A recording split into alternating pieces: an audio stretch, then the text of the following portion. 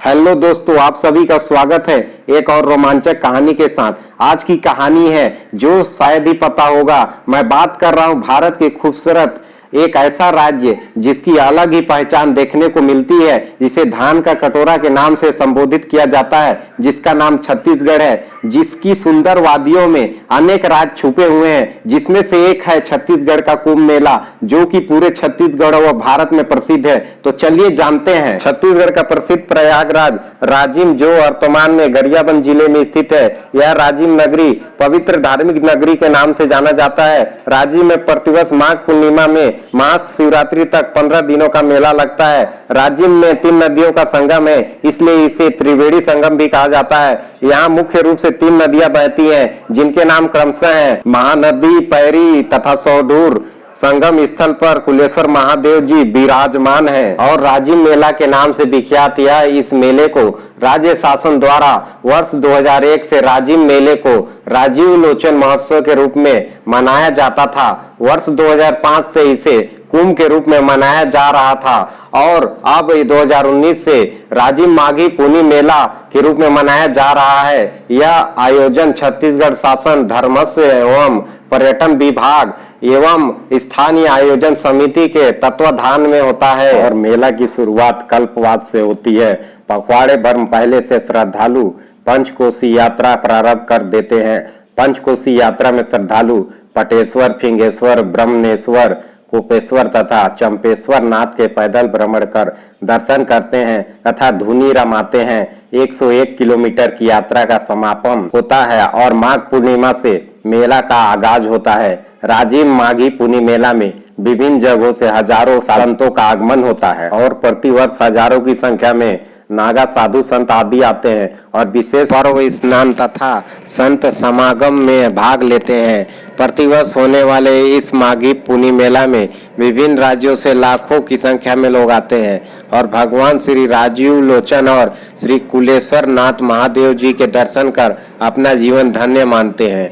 लोगों में मान्यता है कि भगवान जगन्नाथ की यात्रा तब तक पूरी नहीं होती जब तक भगवान श्री राजीव लोचन और श्री कुलेश्वर नाथ के दर्शन नहीं कर लिए जाते। और राजिम माघी पुनी मेला का अंचल में एक और विशेष महत्व है और माघ माह में छत्तीसगढ़ की गंगा कही जाने वाली नदी महानदी के तट पर कुंभ का मेला लगता है, जिसे राजिम कुंभ मेला कहते हैं। इसे कुंभ मेला इसलिए कहते हैं क्योंकि यहाँ पर भी देश भर के संत और भक्त एकत्रित होते हैं और इसकी खास बात यह है कि यह आदिवासियों का मुख्य मेला है और महानदी पूरे छत्तीसगढ़ की जीवनदायिनी नदी है और इसी तट पर बसी है। राजिम नगरी राजधानी रायपुर से 45 किलोमीटर दूर सौदूर, पैरी और महानदी के त्रिवेणी संगम तट पर बसे छत्तीसगढ़ की इस नगरी में राजिम का माघ पूर्णिमा का मेला संपूर्ण भारत में प्रसिद्ध है। छत्तीसगढ़ के लाखों श्रद्धालु इस मेले में जुटते हैं। माघ पूर्णिमा में से महाशिवरात्रि तक 15 दिनों का मेला लगता है। इसे राजिम कुंभ मेला कहते हैं और महानदी, पैरी और सौडूर नदी के तट पर लगने वाले इस मेले में मुख्य आकर्षण का केंद्र संगम पर स्थित कुलेश्वर महादेव का मंदिर है। हालांकि अब इस मेले को राजिम माघी पुनी मेला कहा जाता है। राजिम कुंभ में भी कुंभ की तरह 1 दर्जन से ज्यादा अखाड़ों के अलावा शाही जुलूस, साधु संतों का दरबार, झांकियां, नागा साधु और धर्म गुरुओं की उपस्थिति मेले के आयोजन को सार्थकता प्रदान करती है। और भारत के छत्तीसगढ़ राज्य का राजिम क्षेत्र रायपुर जिले में महानदी के तट पर स्थित है। यहाँ राजिम या राजीव लोचन भगवान रामचंद्र का प्राचीन मंदिर है। राजिम का प्राचीन नाम पद्म क्षेत्र था। पद्म पुराण के पाताल खंड के अनुसार भगवान राम का इस स्थान से संबंध बताया गया है। राजिम में महानदी और पैरी नामक नदियों का संगम है। संगम स्थल पर कुलेश्वर महादेव का प्राचीन मंदिर है। इस मंदिर का संबंध राजिम की भक्तिन माता से है। कहते हैं कि छत्तीसगढ़ राज्य के राजिम क्षेत्र राजिम माता के त्याग की कथा के कारण प्रचलित है और भगवान कुलेश्वर महादेव का आशीर्वाद इस क्षेत्र में प्राप्त है और इसी कारण राजिम भक्तिन माता जयंती 7 जनवरी को राजिम भक्तिन माता की याद में मनाई जाती है। छत्तीसगढ़ के लाखों श्रद्धालु यहाँ एकत्र होकर माता की पूजा करते हैं।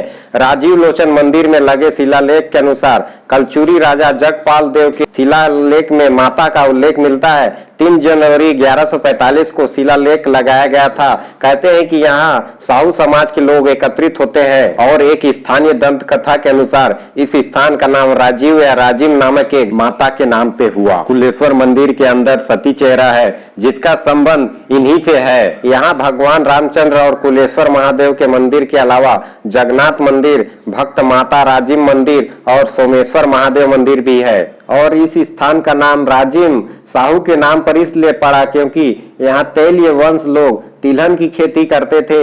इन्हीं तैलीन लोगों में एक धर्मदास भी था जिसकी पत्नी का नाम शांति देवी था। दोनों विष्णु के भक्त थे और उनकी बेटी का नाम राजिम था। राजिम का विवाह अमरदास नामक व्यक्ति से हुआ। राजिम भी विष्णु की भक्त थी जो मूर्ति भी इन राजीव लोचन मंदिर में जाकर पूजा करती थी और राजिम की भक्ति, त्याग और तपस्या के चलते ही वह संपूर्ण क्षेत्र में माता की तरह प्रसिद्ध हो गई।